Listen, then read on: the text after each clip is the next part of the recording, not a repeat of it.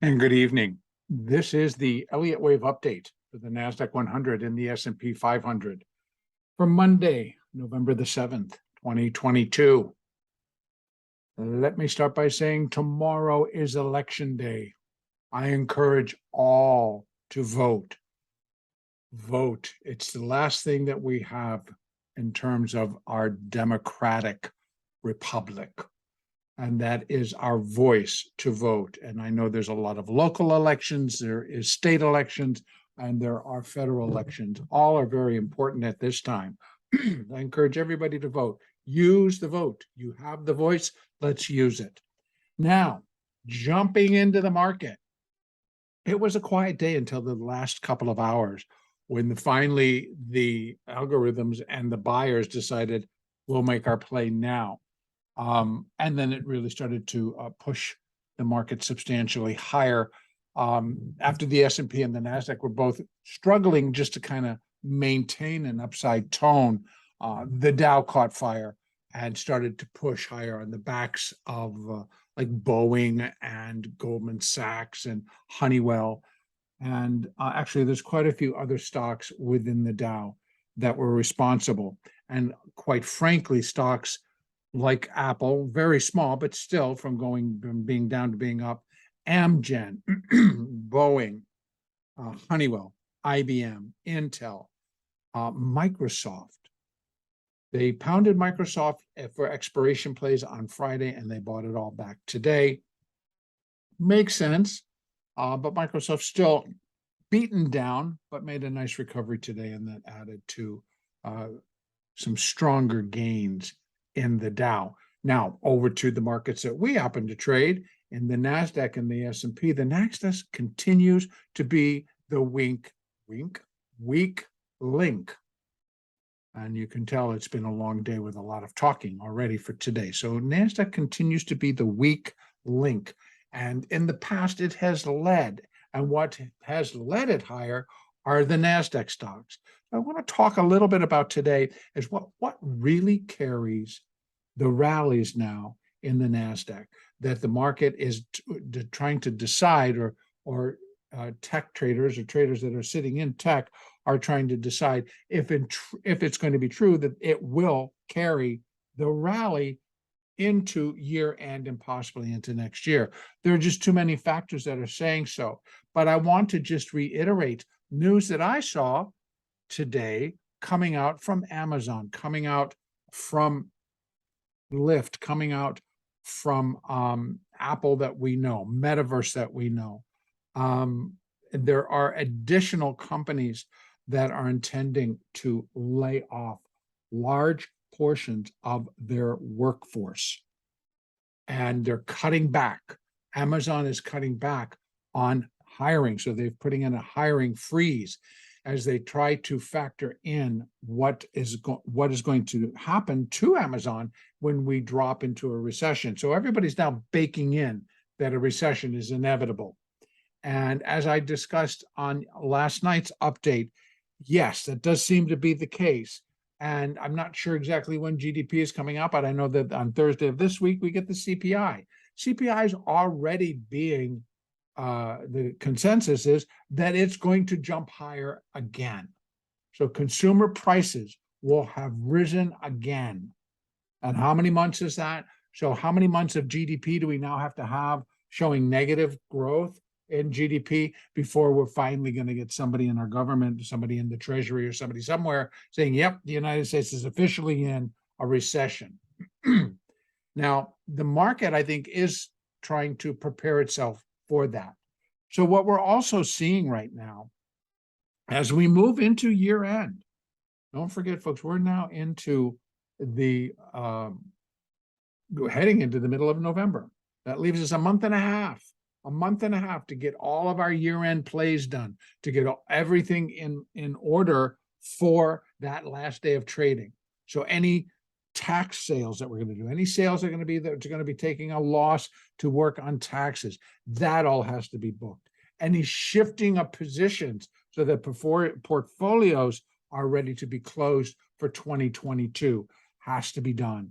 So we're beginning to see some shifting around, which I believe is trying to recession proof or just lessen the exposure to the sectors that are going to get hit the hardest.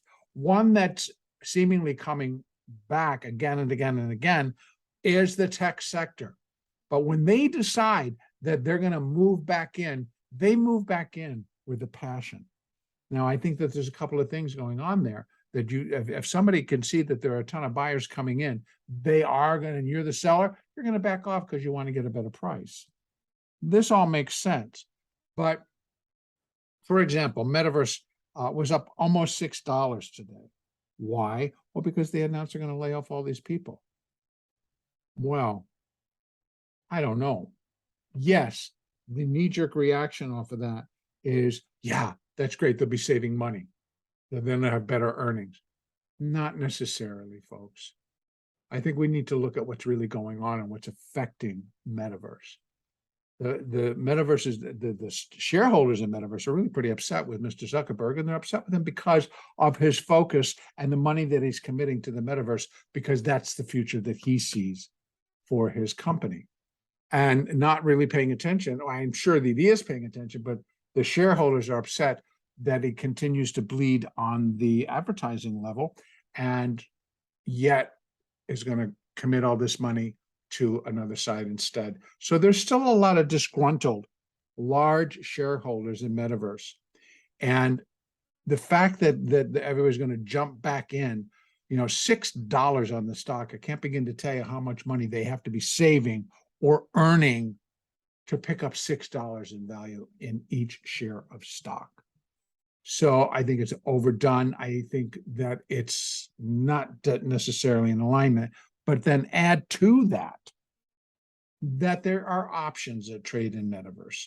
This is the other thing, that within our tech sector, these are large companies, large corporations that have cash, that are bleeding some cash right now, but they still have quite a bit sitting on the sidelines. So having to go through what they're going through, or people are trying to determine what is going to happen. We saw somebody come in and actually downgrade the expectations for Apple's earnings moving forward because of the problems that they're having getting the iPhone 14 delivered back here to the United States. And that's the 14 Pro and the 14 Max, which have been the big sellers, of course, for Apple. Now, whether or not that's going to be successful and they can relieve that problem. I mean, twice now we've seen the stock being driven down from the 140 area.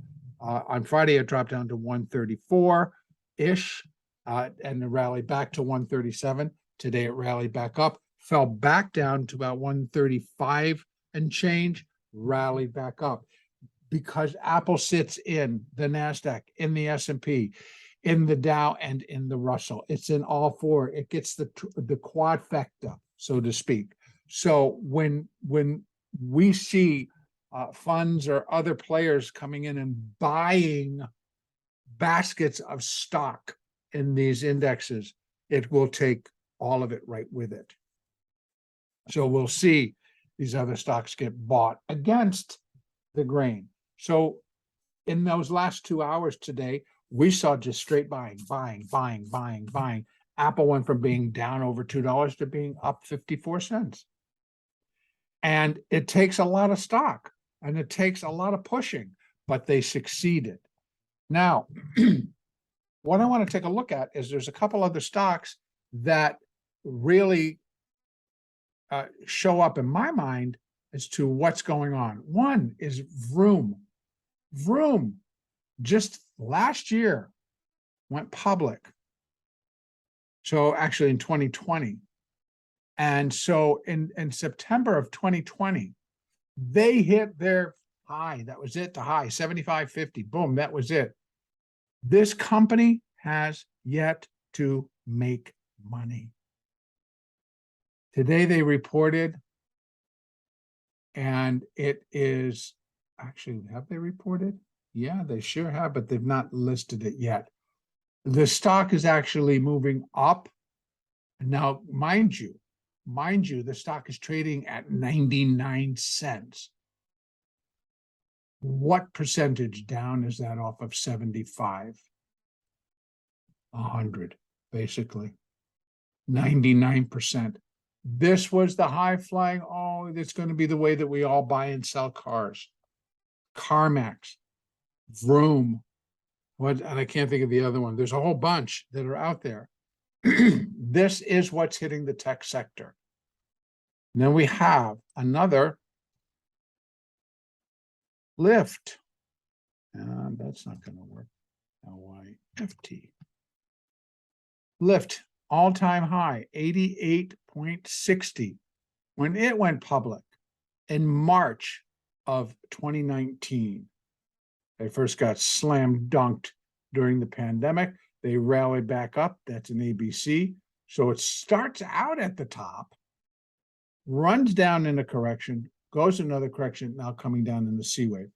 It's making new all-time lows. That one was 1456. We've got a low of 1083, and that was actually last month. That would have been in October. So we're seeing a little bit of a slight little run up here in the stock. Actually, it's not. Now I take that back. Stock closed to 14. Here we go. It's now reopened. Trading at 12. So stock's gonna be down $2 off of what it did today. I thought it was going to be trading higher. It is not trading higher. It is trading lower. They're guiding lower. They had another pretty strong loss, and there it is, $1.30. So, or actually, come on, show me. The estimate was that they would lose 38 cents, and they lost $1.18. So again, the bleeding is for real. But everybody turned their focus to Uber. Uber didn't do quite as bad, so we'll shift and we'll put this in Uber. But it's just what my point is, it's rolling through the tech sector, and the high flying gotta have it. It's so reminiscent to me of 2002, where we saw, in a year or in 2 years, the NASDAQ lost 87% of its value. What are we doing? We're doing it again, except we're not down 80%, 87% of our value, because it's had the time for Apple, Amgen, Amazon, Google, et cetera, to build up a treasure trove of cash to produce product and to get on board with a lot of things. But we are seeing the tech sector and the .com get annihilated. If there's anything on the weekend or late to the party, they're being annihilated. Vroom is the perfect example, being annihilated. And LYFT being annihilated. What's left? Quite a few. So again, it really kind of comes back down to what within the NASDAQ is going to be able to carry it and carry it successfully as we move into this recession, as we continue to fight inflation. I don't know personally, but I'm just putting that information out there because to me, this is what I think about. If someone was to say, well, really, should I put my money back into Apple? Well, I don't know. Me personally, I would say no. But again, I don't make those types of calls. But I do know that there are much better ways or places to put your money right now. Short-term treasury bills. The 13-week up over 4%. The 26-week, which is just double, is up almost to it's over 4.5%. 4.5% interest. You give the government $10,000 for 13 weeks, and you get 4.3 something percent. That's guaranteed. That's what they're going to give you for letting them borrow your money, and they will pay it back. Until we see T-bills fail, I see there's no reason they're safe. The 26 weeks, you're going to get 4 5/8%. What's the S&P giving right now? What's the NASDAQ giving right now? What are these markets giving right now? So to me, it's like to be sitting in here, you're playing against a lot of option players who, number one, have a lot more money. Number two, have the ability to switch and flip around and make their money intraday. because their algorithms are so quick and also very good at seeing the discrepancy, do the trade, do the underlying, boom, it's a done deal, goes off. So when we're trying to just see how as a market we are doing, it becomes more difficult because we have so many things in play that are going to cloud that judgment. So now let's just take a look. I know I pontificate a little bit. I apologize. So again, I'm going to start here on the daily chart. A daily chart still a intermediate wave 1, intermediate wave 2. That means we still have intermediate wave 3 in progress, and then we have an intermediate 4th wave bounce, and then we have an intermediate 5 wave decline before this primary C wave is complete. So these longer term pictures that I give, they are still valid. Now, kind of come down to that hourly chart, and let's take a peek. I did end up moving this. I had it there before, but I thought, you know what? I am going to take it and bring it up over to that low that we had last week on Friday at 106.36. So right there, 106.36. That's where I'm going to put minor wave 1. So that gives us this A and a B, and now we seem to be in a diagonal, pushing ourselves higher, and I'm going to let that happen. I don't think it's over yet, but it puts it better in line to where I think those projections can get. So what we have right now, we've crossed the 38% retracement. It got up, came back, kind of hugging right around there, right on that line. 1,004, it's up at 14, so it's up and down, it's up and down. And so I think we can get a little bit of a pullback, maybe back down to the 4 and the 8. That's on the hourly. Let me take this down to the 15-minute. We can take a peek inside. So again, we get, that would be 1. We get an A, B, C, excuse me, 1, and no, not 1, A, B, C, B, excuse me. And now we're in the C wave. This is 1.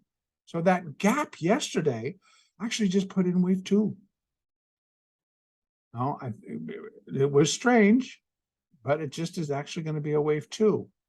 And now we're off into wave 3. And I don't know if this is just the A and this is the B and all of this in here on our opening, strange by strange by strange. So we're getting some strange movement right in the beginning of our sessions, when everybody's coming in and they got the sellers, they got the buyers, and we're not allowed to pair anything off anymore. So we get these runs and runs and runs and up and down and up and down. And it's not the easiest thing to trade, even on a 15-minute chart. It gets very choppy in between and very difficult to trade. But I need to make head and tails out of it. So I think we are in the C wave of the intermediate wave 2. Yes, intermediate wave 2. And we still have quite strong potential of getting ourselves to 11,125. Upside, 11,240. Now, that would be 618. Can it do it? Yes, of course it can. Look at what it did today. You know, when we went into the afternoon, buy it, buy it, buy it. One little buy it, buy it, buy it. And then we're just kind of hanging out, waiting for the market to close, and then going to wait for Globex to reopen in an hour. So it's a difficult market. I will say that. Although once you can establish that the buyers are in and they're not going to stop, when you start to see them break above some moving averages, when you even on our little bit longer or larger time frames, looking at a 30-minute, looking at a 60-minute, when they start to break above moving averages, you know that they're just going to keep going. They've got the buyers and they're just going to come in. They're just doing it. So again, rotation into and out of a lot of stocks. So I still believe that this, if we're counting this as wave 1, ABC for wave, excuse me, this is wave 1. We're counting wave 2, A, B, C, B, and now we're in that ABC wave 1, A, B, wave 2, and this is wave A of 3. We get a B of 3, and we get a C of 3, and I think I can get up here, and then we get a 4 and a 5. So I still think we got some more upside to do. Don't know how long or how easy or hard it's going to be to trade. We're going to have to wait and see what the market wants to do. We don't really have economic and any data until we receive until we get onto Thursday. Thursday is CPI and jobless claims. CPI is not expected to come in and showing any great decrease in inflation. I don't think it's going to show that, or that prices have come down a great deal. Don't forget, we get it often. It's like X food and energy. So what's costing us the most? Food and energy. That's good. Don't include it in the index. So understand that a lot of times when these numbers are being reported, they're not reflecting what's really coming out of your pocket. Anyway, let's go over to the S&P. So, well, first of all, if the market is done, this is -1. We're going to go up into a minor wave 2. We got a -3 of intermediate 3, right? This is -1 of intermediate 3, -2 of intermediate 3, working on getting itself completed. And then we drop into -3 of 3. So again, just in case you've forgotten, the 3 of 3 moves are usually dynamic. They're great to trade if it follows pattern, if it follows what it should be doing at that time. And what I mean by that is when it starts to drop in it should be very forceful. And again, because it is intermediate wave 3, so it's -3 of intermediate wave 3, it should be pretty strong to the downside, just starting to break and get us back below these higher levels and back down to where we're going to start working at getting sub 10,000. Now, I'm going to take it back down to the 5-minute. I'm not going to bother to go back out to that larger chart and basically start to show downside. We know we have 10.6, 10.5, we have 10,000. When we can drop under below, we got to think about 94. So we have plenty of levels coming off. Once this move does begin, you're going to run fibs. I'll come back to my 5-minute chart in just a moment. If we start to slide, you're going to run fibs from the top where wave 1 began, intermediate wave 1, began up here, down to that bottom, up to the top of wave 2, intermediate wave 2. Then you're going to get where this market can go in an intermediate third wave. Once we get the minor wave 2 complete, you're going to do the same thing. You're going to put it up here at the top where minor wave 1 began, down to the bottom of minor wave 1, up to the top of minor 2, wherever that should come in. That's going to give you the parameters or some indication of the depth that minor wave 3 can come in. When I match it up against where intermediate wave 3 should come in, now we're going to get points where this thing should all start to come together and then complete. We'll get a minor 4th wave, a minor 5th wave, and that intermediate 3rd wave will then be complete. We'll be able to work out those details. All right, let's go over to the S&P. In the S&P, it's the same story. Cleaner, though, much, much cleaner. Now, let me take this down. Let's put it on the hourly so I can take a peek. It truly is much cleaner. Wave 1 has not been challenged. It sits right there, and that's Thursday's lows. Now, so we're still in here, but I'm going to count. I don't count this as complete, but I'm kind of counting as this is ABC. A, B, 1, 2, 1, 2, 3. I think this could be the end of 3. We get a little 4.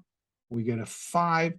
So I think, and I'm going to put this out of the way, please. This is not marking anything. It's just kind of hanging out, so I don't have to repeat it. So I think we've gotten up to 38.16. We exceeded it today, came back down below, and closed now below it, but not by much. The resistance was 16. It's closing at 12. No damage, nothing really too severe. But I think we can get a little 4 in here, maybe bring it back down to 37.88, 37.90, and then zip up again. We have 38.42, 38.62. I'm not looking at that 70% retracement. 62% retracement comes real. But what I think could get in the way and stop it before all that is the 200 period, hourly 200 period SMA.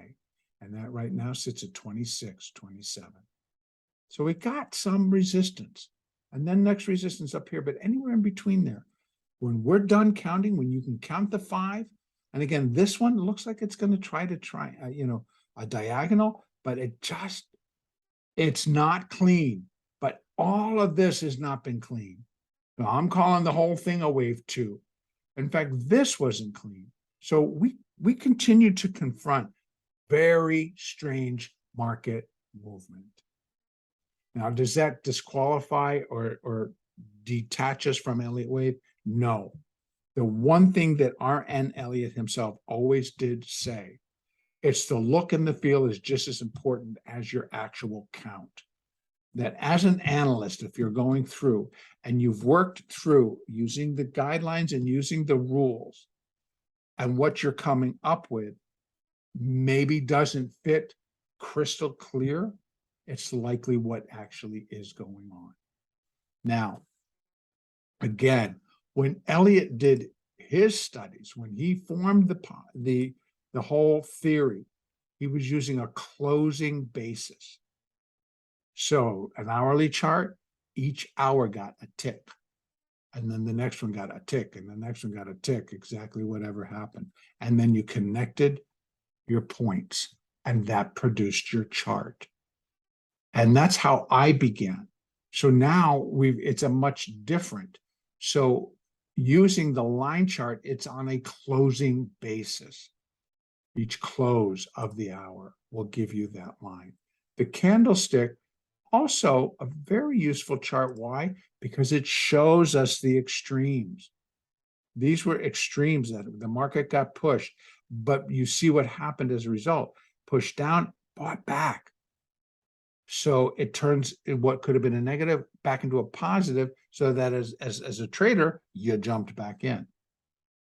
As a trader, it left a topping tail. This left a bottoming tail. And both followed through completely. Let's go down to the 15 minutes, see if we can't see what's going on inside all of this.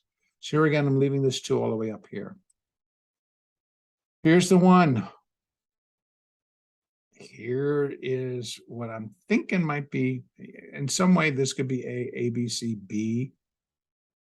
And then we got a 1, 2, 3, 4. We're in a 5. Very possible that this all kind of concludes here pretty quick. And then we might just mull around for a while. Don't forget, if we fall into minor 3, what's first? A minute first wave, and then a minute second wave, and then a minute third of the minor 3 of the intermediate 3. We're into that stage again. And it can be very frustrating to trade, because when we look at it, we're like, well, we should be dropping into a third wave. What happens in the third wave? Well, they give up the ghost and everything starts to fall apart. Okay. How come it's not doing it? It's not ready. Doesn't mean it won't happen, but it's going to need a catalyst. It's going to need a catalyst for it to happen. But that's where I'm going to leave all of this. Continue, please. Keep an eye on your moving averages. They really do help tell the story. And again, your 4 and your 8 will guide a trade. Oh, come on. Ay, ay, ay. Very frustrating. Let me go into the 5 minute and let me go open a little bit more. See, look at that beautiful, beautiful, that 4. Carried it all the way up. Not saying that you would have held it, because each time it broke the 4, you're out. Touch the 4, it's a questionable. So you bought in when it broke the 4, and the 4 and the 8 started to angle or hook higher. You could use the 8 as your stop, and you just were in it all the way up to there. Now, if you got in here, this is just a thought, right? This is not anything cast in stone, because who knows where you would have gotten in. But let's say you got in at 3,800 or 37. Let's go in here, 37.93. And that's where you got out, which was 38.11. So your S&P points, that's 11 plus 7, that's 18 S&P points. It's a pretty good trade. And it happened pretty quick. This is a 5-minute chart. So those exist. Continue to use your moving averages. How this is all going to function, it's now broken back below the 20. You got the 4 and the 8 are hooking a little bit, but the market's now closed. We'll see how it wants to open. If it opens lower, be looking for it to come down and test these. A break here pushes it down to here. That's on a moving average basis. You can run fibs to get better grip. That would be a test right in there. 38.09 down to 38.08, which is where this bottom sits. This 5-minute or 5-minute 50 period SMA. So trade well, use the tools that you have. Don't trust the market, trust yourself. And when you see your signals, trade knowing where you're going to get in, what your target is, and then where you're going to get out, because that's where the trade becomes invalid or invalidated. Okay, I'm going to end it right there. And our next update will be on Tuesday, the 8th.